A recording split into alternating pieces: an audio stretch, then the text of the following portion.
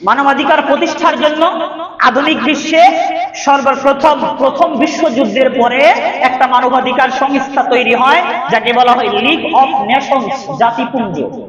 1920 সালে এই মানবাধিকার সংস্থা জাতিপুঞ্জ গঠিত হয়। এটা গঠন হয় কেন? আপনারা প্রথম বিশ্বযুদ্ধের ইতিহাস জানেন। বিশ্বযুদ্ধ বলতে যেই যুদ্ধের মধ্যে পৃথিবীর অধিকাংশ দেশ জড়িয়ে পড়ে। প্রথম বিশ্বযুদ্ধ যখন লাগলো, একদিকে মনে করেন ব্রিটেন, ফ্রান্স, রাশিয়া একটা মিত্র শক্তি, আরেকদিকে জার্মানি, অস্ট্রিয়া, হাঙ্গেরি, আরেকটা হলো ইতালি। এই যে দুইটি জোটের মধ্যে যুদ্ধ লেগে গেল। বিস্তারিত ইতিহাসে যাব না, বিষয়টা বোঝেন। দুই দলের মধ্যে যুদ্ধ লেগে গেল, জার্মানি মারাত্মকভাবে ক্ষতিগ্রস্ত হলো। প্রায় প্রথম বিশ্বযুদ্ধে 2 কোটি মানুষ মারা গেছে। আপনারা জানেন মনে হয়, প্রথম বিশ্বযুদ্ধে 2 কোটি মানুষ মারা গেছে আর 2 কোটি আহত হয়েছে, 70 লক্ষ বন্দী হয়েছে। তো প্রথম বিশ্বযুদ্ধের পরে বিশ্বের যারা বড় বড় রাষ্ট্র আছে, মোরলরা যারা আছে, পরাশক্তি যারা আছে, এদের মধ্যে যারা রাষ্ট্রবিজ্ঞানী আছে, গবেষক যারা আছে, তারা ভাবলো এই যে বিশ্ব জুড়ে একটা যুদ্ধের মধ্যে সবাই জড়িয়ে পড়লো, এর মাধ্যমে মানব সভ্যতার কত ক্ষতি হয়ে গেল, পৃথিবীর বিশাল ক্ষতি হয়ে গেল, এর একটা সমাধান দরকার। তখন তারা আলোচনা করে ভার্সাই নামক একটা চুক্তি করলো। সেই চুক্তির মাধ্যমে পরবর্তীতে কোন দেশে যেন যুদ্ধ না লাগে, কোন দেশের নাগরিক যেন ক্ষতিগ্রস্ত না হয়, এ কারণে মানুষের অধিকার প্রতিষ্ঠার জন্য একটা সংস্থা তৈরি করলো, যার নাম হলো জাতিপুঞ্জ বা লিগ অফ নেশনস। এই সংস্থা তৈরি করার পরে যারা এই মানবাধিকার সংস্থা তৈরি করছে, তারাই সবার আগে আইন লঙ্ঘন করা শুরু করলো। যেমন জার্মানি ভাবতেছে যে এই যে চুক্তির মাধ্যমে আমাদের উপর জরিমানা চাপাইয়া দেওয়া হলো, এটা আমরা মানি না, এই চুক্তি আমরা মানি না। আমেরিকানরা বলবো এই চুক্তি মানা হবে না, অর্থাৎ আমি আইন করছি কিন্তু তলে তলে আমি আইন ভঙ্গ করি। কিন্তু আমাকে কেন স্লোগান দিতে হয়? মানবাধিকারের জন্য একটা সংস্থা করা দরকার, বিশ্বের মানুষের অধিকার প্রতিষ্ঠার জন্য একটা কাজ করা দরকার। কেন আমি বলি? যেন আমাকে চোর না বলে। বুঝতে পারছেন? ওই যে কালো চোরের ঘটনা মাঝে মধ্যে বলি না, কালো চেহারাওয়ালা অসুন্দর একটা ছেলে চোর ছিল, তাকে কালো চোরা বলতো।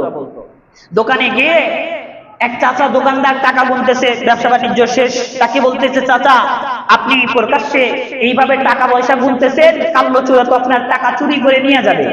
তখন দোকানদার বলতেছে, আমি তো টাকা তো আমার সামনে আছে, এখান থেকে আমার টাকা কেমনে চুরি করে নিবে? কালো চোরা তখন কি করলো? বলতেছে এইভাবে চুরি করবে, আপনি শুধু দেখেন, আমি একটু দেখাই।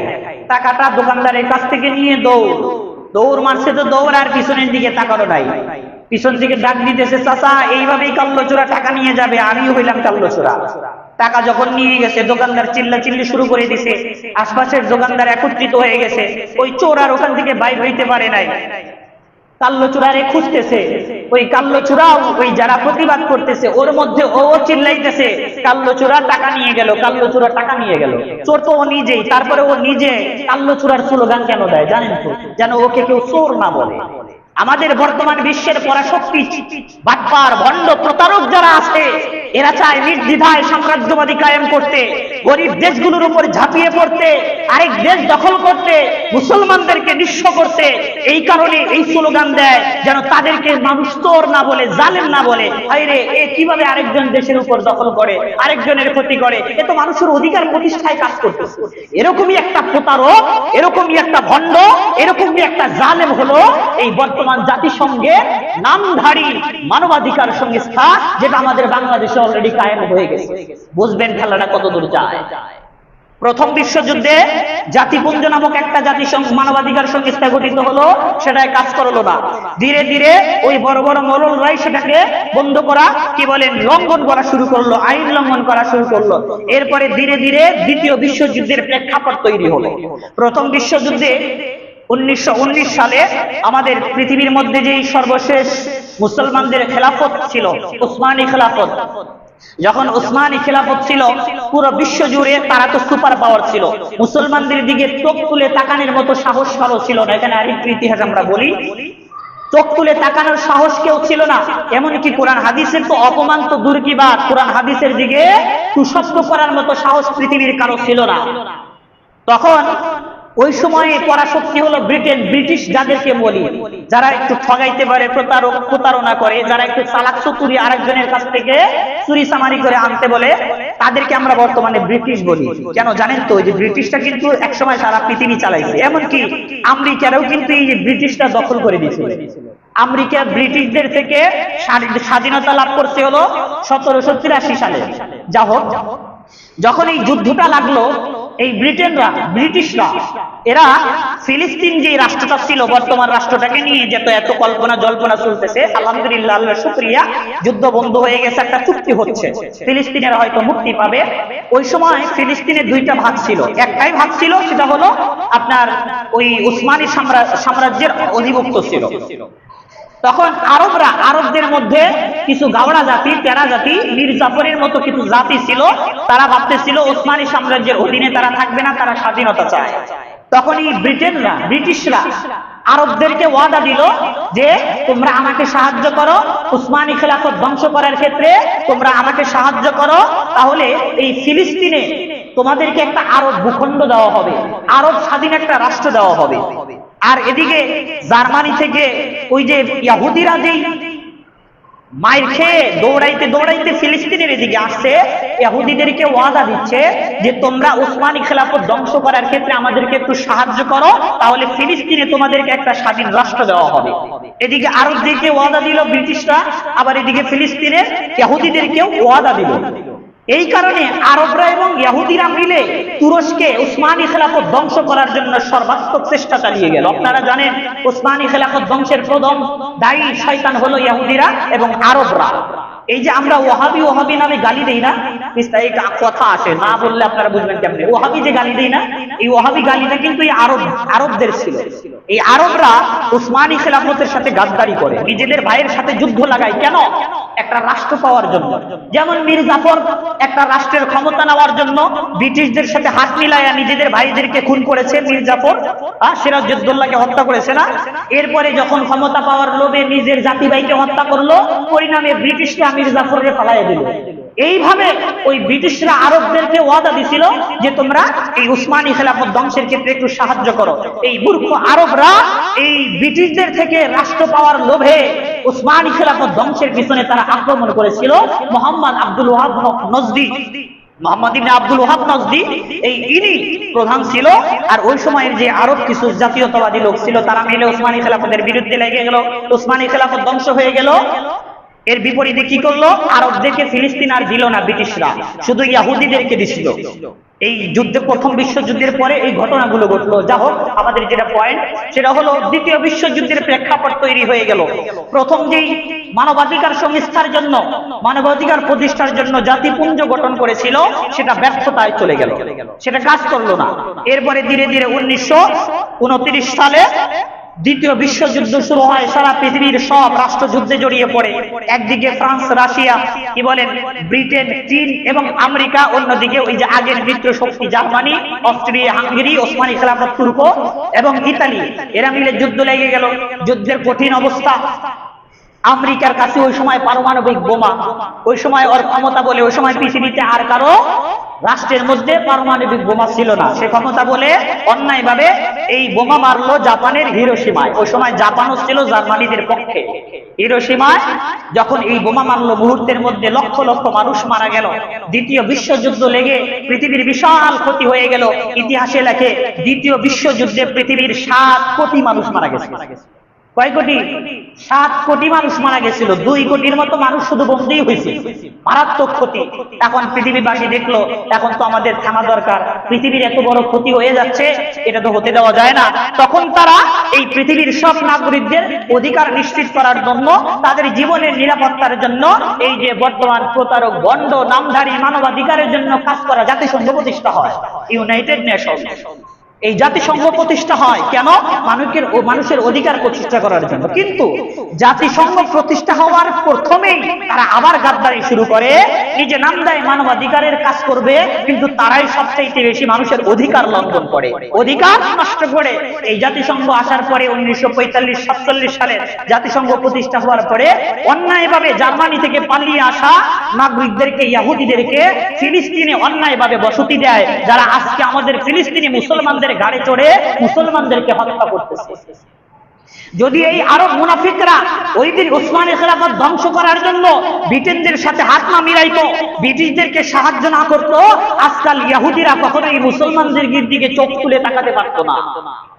যার কারণে ওই সময় যখন আরব মুসলমানেরা তুর্কি শাসন পতনের ক্ষেত্রে, উসমানী সাম্রাজ্য পতনের ক্ষেত্রে ব্রিটিশদেরকে যখন সাহায্য করলো, তখন আমাদের এই উপমহাদেশের সব মুসলমানেরা এই আরবদেরকে গালি দেওয়া শুরু করলো ওহাবি বলে।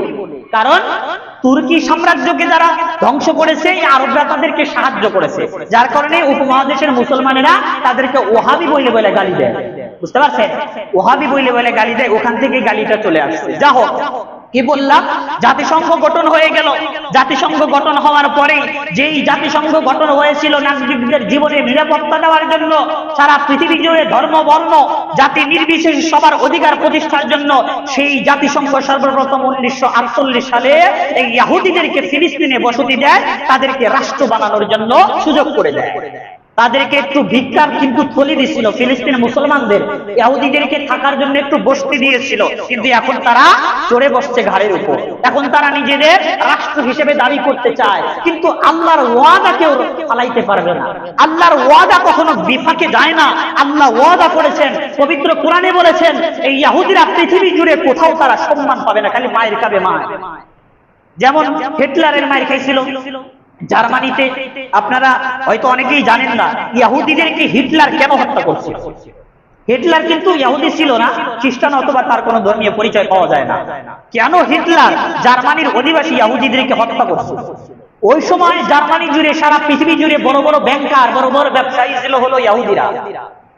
যখন আমেরিকার সাথে যুদ্ধ লাগে জার্মানির, ওই যে প্রথম বিশ্বযুদ্ধ, দ্বিতীয় বিশ্বযুদ্ধ বলেন, যুদ্ধ লাগার পরে এই ইহুদিরা ভাবলো, আমরা যদি আমেরিকার বিরুদ্ধে অস্ত্র তুলি, অথবা এই যে অস্ট্রিয়া হাঙ্গেরি অথবা ইতালির বিরুদ্ধে যদি আমরা জার্মানির পক্ষ নেই, তাহলে ওই সব দেশে আমাদের যে ব্যবসা বাণিজ্য গুলো আছে সেগুলো লাল বাতি চলে যাবে।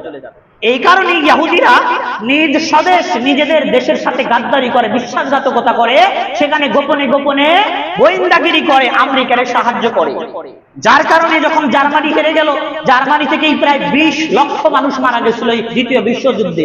তখন হিটলার দেখলো এদের কারণে আমাদের জার্মানির 12টা বেজে গেছে, এদেরকে এখানে রাখা যাবে না। তখন ঢালাও ভাবে 60 লক্ষ ইহুদি এই জার্মানিতে হিটলার হত্যা করে ফেলে। সেখান থেকে মায়ের মুড়ি খেয়ে ইহুদিরা চলে আসে ফিলিস্তিনের এখানে। ওই যে ব্রিটেনদের সাহায্য করেছিল, ব্রিটিশকে সাহায্য করার কারণে ব্রিটিশরা ওয়াদা দিয়েছিল তোমাদেরকে একটা ভূমি দেওয়া হবে, সেই জন্য ভূমি পাইতে ফিলিস্তিনে আসে। দেখেন, এই জাতিসংঘ গঠন হওয়ার পরেই 1948 সালে এই পৃথিবীর জাওরা অভিশপ্ত জাতি ইহুদিদেরকে ফিলিস্তিনে তাদেরকে ভূমি দেয়, রাষ্ট্র করার জন্য সুযোগ করে দেয়।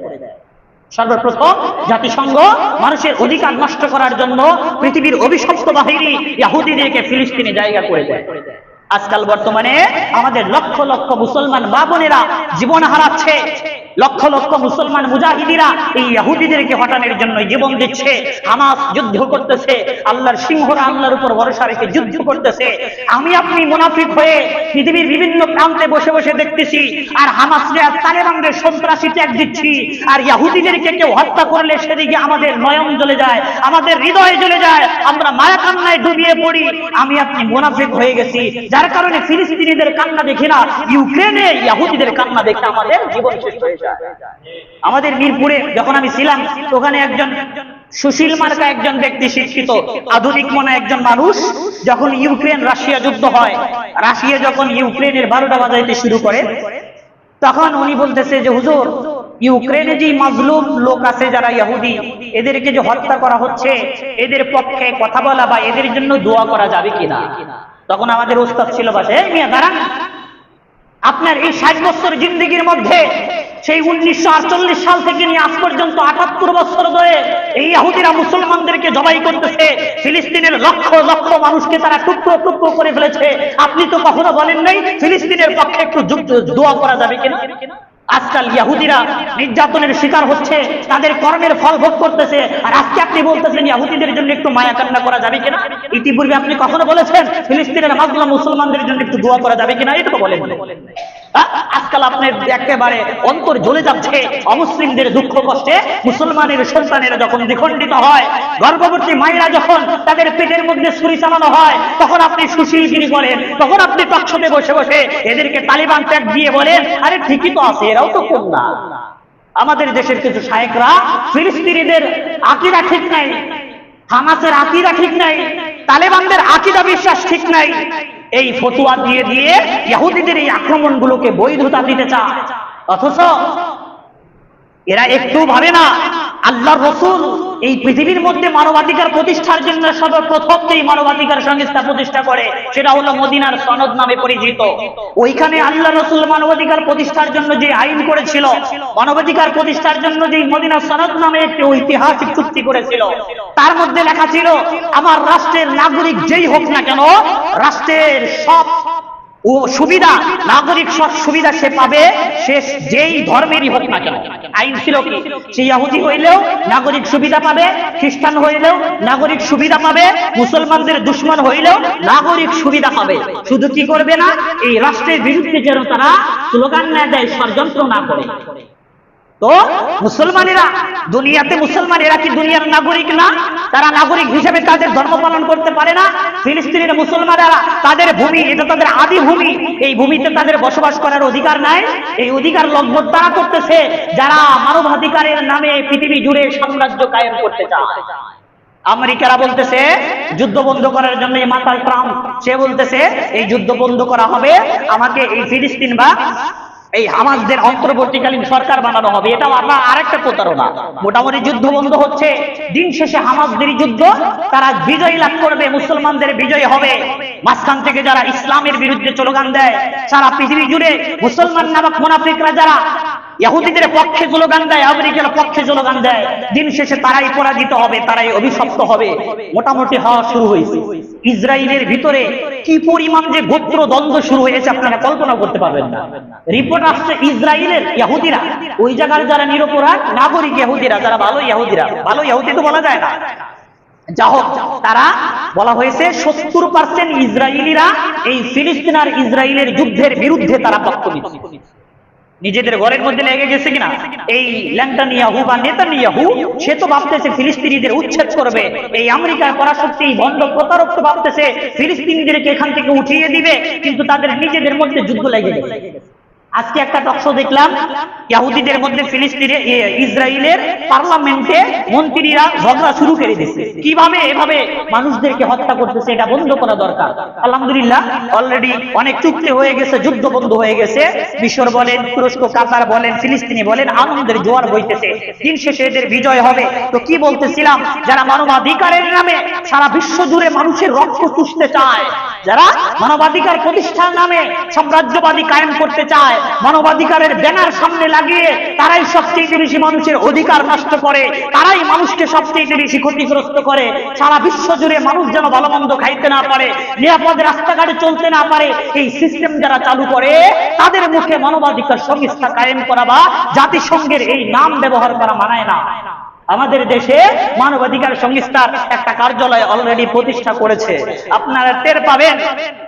আপনি যখন ধর্ষণের শিকার হবেন, আপনার মা বোন যখন ধর্ষণের শিকার হবে, আপনি যখন দাড়ি রাখার অপরাধে আপনি যখন দণ্ডিত হবেন, তখন এই ল্যাংটা মার্কা, এই নপুংস, এই কাপুরুষ ট্রান্সজেন্ডারের অধিকারীরা এরা কখনোই আপনার পক্ষে স্লোগান দিবে না, যেটা আমরা অলরেডি দেখতেছি। কয়েকদিন আগে একজন মন্দিরের পুরোহিত, মন্দিরের সভাপতি একজন মুসলিম ছোট্ট শিশু বাচ্চাকে ধর্ষণ করেছে। পত্রিকায় লেখে নাই, পত্রিকায় লিখছে একজন কিশোরী ধর্ষণের শিকার হওয়ার কারণে একজন গ্রেফতার হয়েছে। এ ব্যাপারে টকশোতে কোনো কাজ নাই। এই মানবাধিকার, এই ভণ্ড প্রতারক মানবাধিকার সংস্থার নামে যারা আছে, ট্রান্সজেন্ডারের অধিকারী, এরা এই ব্যাপারে কখনোই কোনো কথা বলে না। কথা বলছে কোন কারণে? কথা বলছে কোন কারণে? যখন আপনি বলবেন যে পূজায় গিয়ে শুভেচ্ছা জানানো হারাম, অথবা এই যে হিন্দুরা গান বাজনা বাজিয়ে আমাদের মুসলমানদের ইবাদত বন্দিগিদের ডিস্টার্ব করতেছে, অথবা পাশেই মসজিদ নামাজ হচ্ছে, ওদের পূজার নামে গান বাজনা বাজিয়ে আমাদের ইবাদতে বিঘ্ন ঘটাচ্ছে, এইগুলো যখন আপনি বন্ধ করতে যাবে, তখন এই মানবাধিকার নামক এই নপুংসের দলেরা কি বলবে, যে মুসলমানেরা হিন্দুদের ধর্মীয় অধিকার ক্ষুণ্ণ করতেছে। পত্রিকা চিনছেন তো, কি লিখবে? এরা তখন সরব হয়ে যাবে, মুসলমানেরা হিন্দুদের ধর্ম পালনে বাধা দিচ্ছে, মুসলমানেরা হিন্দু ধর্মের ধর্ম পালন করতে দিচ্ছে না, অথবা সারা বিশ্ব জুড়ে মানবাধিকারের কাজ করে, আমরা সবচেয়ে বেশি মানবাধিকার প্রতিষ্ঠার কাজ করি, যে যার যার মতো ধর্ম পালন করবে, আরেকজনকে ডিস্টার্ব করবে না। রাষ্ট্রীয়ভাবে সংবিধানে এটাই লেখা আছে, কিন্তু তারা কি করে? অন্যদিকে কাজ করে। যখন আপনার ছেলে আধুনিক মনা হয়ে, ডিজিটাল হয়ে, স্মার্ট হয়ে যখন আপনার সমাজের মধ্যে বলবে, বাবা আমি যদিও দেখতে শুনতে আমি একটা মেয়ে, কিন্তু আমার রাষ্ট্রীয় অধিকার বলে আমি এখন থেকে আমি নিজেকে ছেলে দাবি করি। রাষ্ট্রের ডিকশনারিতে, রাষ্ট্রের সংবিধানে এই মানবাধিকারের এই কাজকর্ম যারা করে, এদের আইনে এই ছেলেকে আপনি কিচ্ছু বলতে পারবেন না। সে যদি ছেলে হয়, মেয়ে যদি দাবি করে, তাকে রাষ্ট্র মেয়ে স্বীকৃতি দিতে বাধ্য। এখন যদি আপনি উল্টাপাল্টা কথা বলেন, সমাজের মধ্যে সমকামিতা যারা কায়েম করে, ছেলে ছেলে মেয়ে, মেয়ে মেয়ে বিয়ের যদি আয়োজন কেউ করতে যায়, সেখানে যদি আপনি বাধা দিতে চান, আপনাকে জঙ্গি বলে আপনাকে সাইজ করা হবে। সাথে সাথে এই মানবাধিকারের এই নপুংসরা কাপুরুষেরা দাঁড়িয়ে যাবে, হ্যাঁ তুমি আরেকজনের ব্যক্তিগত জীবনের অধিকার নিয়ে তুমি কথা বলার কি? আপনি কিচ্ছু বলতে পারবেন না। এটাই হলো বর্তমানে ভণ্ডদের পোশাক পরা, ভালোর পোশাক পরা ভণ্ড প্রতারক মানবাধিকার সংস্থার কাজ। সুতরাং এই সমস্ত তন্ত্রমন্ত্র মানব রচিত মানবাধিকার সংস্থার নামে হাজারো বাহানা, এগুলো সব ফেলে দিয়ে আমরা যদি কোরআন হাদিসের জ্ঞান অর্জন করতে পারি, আল্লাহকে ভয় করতে পারি, আল্লাহর মনোনীত ধর্ম পবিত্র কোরআন দিয়ে যদি আমরা মানবাধিকার প্রতিষ্ঠার কাজ করি, তবেই সমাজের মধ্যে, পৃথিবীর মধ্যে প্রত্যেকটা মানুষ তাদের অধিকার নিশ্চিতভাবে পাবে। আপনি কিভাবে করবেন? একজন বলল এইভাবে করো, জি না, কোরআন কিভাবে বলেছে সেইভাবে আপনি মানবাধিকার প্রতিষ্ঠা করেন, সেইভাবে আপনি কাজ করেন। কি কারণে বাংলাদেশে মানবাধিকার সংস্থার কার্যালয় হচ্ছে, আর কি কারণে এর বিরুদ্ধে তৌহিদি জনতা মিছিল করতেছে? আমাদের বাংলাদেশে মানবাধিকার প্রতিষ্ঠার দরকার নাই, যেখানে মানবাধিকার সবচেয়ে বেশি দরকার। ফিলিস্তিনে কেন মানবাধিকার সংস্থানের কাজ নাই? ফিলিস্তিনে যে লক্ষ লক্ষ মুসলমানেরা জবাই হচ্ছে, সেখানে মানবাধিকারের কোনো কাজ নাই কেন? আমাদের বাংলাদেশে কি হচ্ছে? গত 17 বছর কত মানুষ জুলুমের শিকার হয়েছে, কত মানুষ ঘুমের শিকার হয়েছে, এই মানবাধিকার সংস্থার এতদিন চোখে দেখে নাই। আজকাল আমরা একটা সুন্দর রাষ্ট্র পেতে যাচ্ছি, আমরা নতুন ভাবে বাংলাদেশ বিনির্মাণে কাজ করার সুযোগ পাচ্ছি, আর এর ভিতরে ওরা প্যাচ লাগাই দিচ্ছে, মানবাধিকারের পোশাক পরে আমাদের দেশের মধ্যে সভ্যতা নষ্ট করার ষড়যন্ত্র করতেছে। এগুলো আমরা চাই না। আমরা চাই কোরআনের আইন। কোরআনের আইন ছাড়া সমাজের কোনো মানুষ শান্তি পাবে না। আপনি যতই আরেকজনের প্রতিষ্ঠার জন্য তন্ত্রমন্ত্র গণতন্ত্র দিয়ে কাজ করেন, কাজ হবে না। দিন শেষে আবার বিপদ আপনার ঘাড়ে চাপবে। কোরআন হাদিসের জ্ঞান দিয়ে আপনি সমাজ প্রতিষ্ঠার চেষ্টা করেন, দেখবেন কোথাও আপনি টিকবেন না, মানবাধিকার এমনিতেই প্রতিষ্ঠা হয়ে যাবে। এর জ্বলন্ত প্রমাণ আমরা বিশ্ব জুড়ে আফগানিস্তানে পাই। আফগানিস্তানের নারীরা এখন শতভাগ সুরক্ষিত। আফগানিস্তানের প্রত্যেকটি মানুষ এখন শতভাগ সুরক্ষিত, নিরাপদ। সেখানে আজকাল চোর যারা আছে তারাও ভালো হয়ে গেছে। দোকান খোলা রেখে মানুষ নামাজ পড়তে যায়, সেখানে লন্ডন কি বলে লুটতরাজ চুরি হয় না। আজকাল আফগানিস্তানের রাস্তাঘাটে উন্নতির শিখরে উঠতেছে, তাদের মধ্যে খুন খারাপি উড়ে যাচ্ছে। কেন? কোরআনের আইন তারা বাস্তবায়ন করতেছে, কোরআনের আইন দ্বারা তারা মানবাধিকার প্রতিষ্ঠার চেষ্টা করতেছে। কিন্তু আজকাল আমরা আমাদের মুসলমান যারা আছে, নামাজের যারা আছি, আমাদের মস্তিষ্ক তাদের ভাষায় কথা বলে, আমাদের চিন্তা চেতনা, আমাদের মুখের ভাষা তাদের চিন্তা চেতনা অনুযায়ী কথা বলে। আমরা এখন হুজুরদের বিরুদ্ধে কথা বলি, হুজুররা এত মাথায় গামান কেন? রাষ্ট্রের কি হইলো? দেশ কি একবারে গুল্লাই গেল? জি ভাই, দেশ একবারে গুল্লাই যাচ্ছে। আপনি চোখে দেখতেছেন না। যাদের ধর্মীয় জ্ঞান আছে, কোরআন হাদিসের জ্ঞান আছে, অন্তরের চক্ষু আছে, তারা ঠিকই বুঝতেছে আমাদের দেশের মুসলমানদেরকে নিয়ে কত বড় ষড়যন্ত্র তারা করতেছে। আল্লাহ আমাদেরকে বোঝার তৌফিক দান করুন।